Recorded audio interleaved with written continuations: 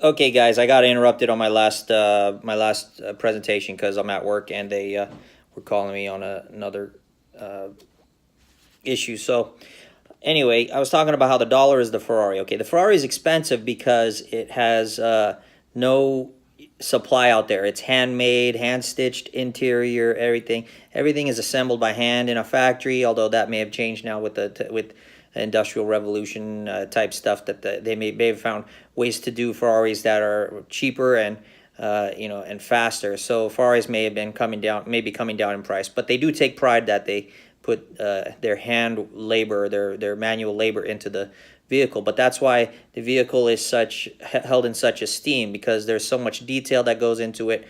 The people that construct it are very skilled laborers, and there's a limited supply of Ferraris. So the price of a Ferrari is like more than a house. So the dollar is the Federal Reserve's Ferrari, in other words. They have specialist economists, specialist financial engineers who have really constructed this dollar to be the desired luxury item of the world. And whenever there's a problem in a smaller country and their currency goes in the toilet, the first thing they do is they go to dollars, because it's easier to get dollars than it is to get gold. It's easier to get dollars than, well, Bitcoin at this point, because some countries have banned Bitcoin exchanges. But I think that's going to change. And this is one of the reasons why I still like Bitcoin or cryptocurrency. It may not necessarily be Bitcoin, but it's cryptocurrencies. Uh, and so the dollar is going to rally, but that's the long-term view. So in short term, December, I think, is going to start out either neutral or negative, and there's going to be a major Santa Claus rally that's coming before the end of the year. Why? Because every financial pundit, know-it-all expert that I listen to or I read is talking about how everything is so bearish and they're so negative and it's going to crash before the end of the year or into the beginning of the next year. Yeah, that crash is coming, like I said, but like I said, they're setting it up. And the reason I say they're setting it up is you heard a change in tone in the way the Fed chairman, Jerome Powell, was speaking. He started out the year by saying we need to raise interest rates. We will do it in a steady pace and a measured rate. And he's been spot on doing that all the time. So, it's like your parents telling you you can't go to Disneyland. I'm going to say Disneyland because that's where I'm going tonight to go to dinner for my birthday. But you can't go to Disneyland. You can't go to Disneyland. You can't go to Disneyland until you clean your room. You can't go to Disneyland until you clean your room, right?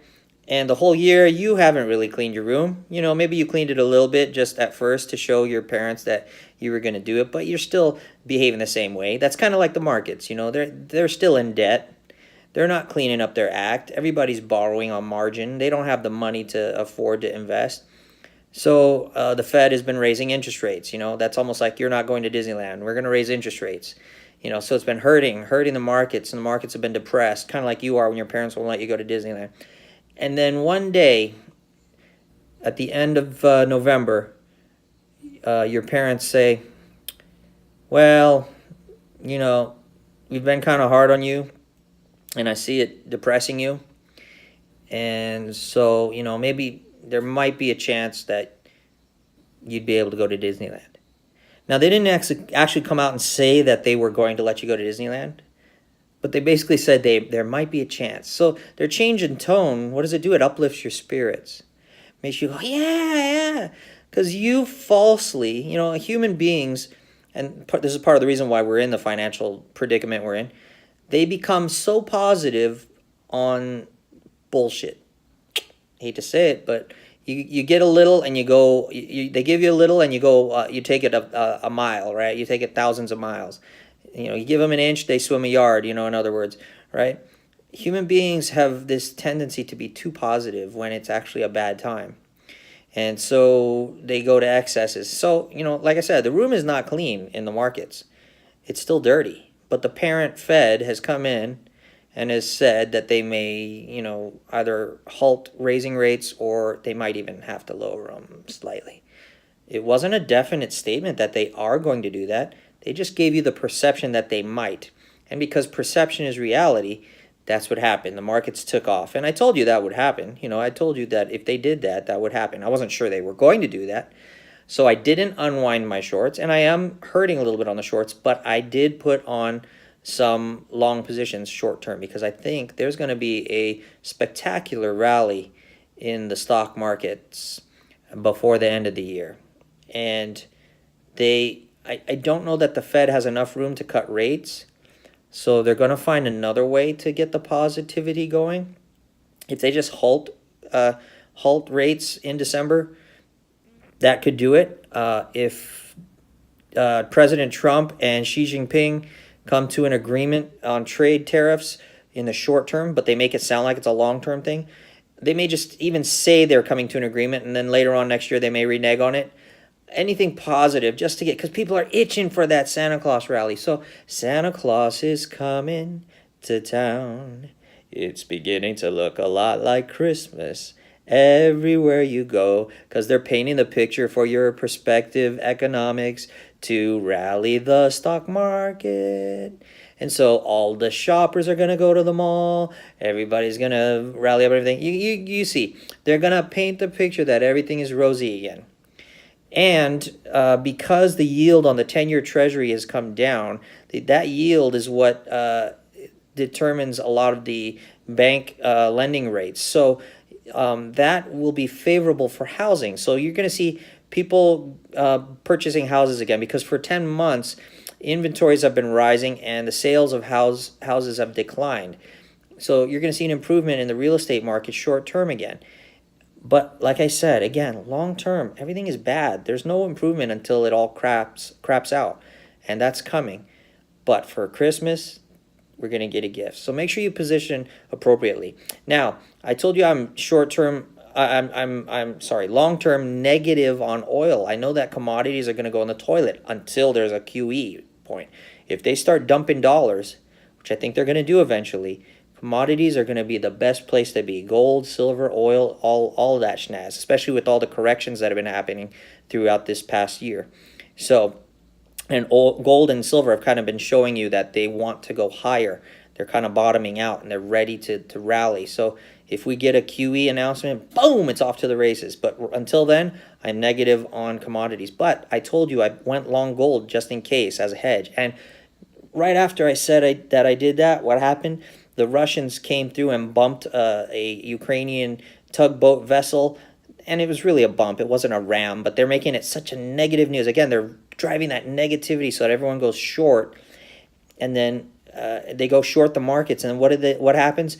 The markets reverse on them, and they have to unwind those short positions, and they get squeezed all the way to the top. And what does that do? That means they reverse their sell positions, and they buy, and the markets go gangbusters. So that's why you see a 600-point rally. They wiped out the shorts in the markets.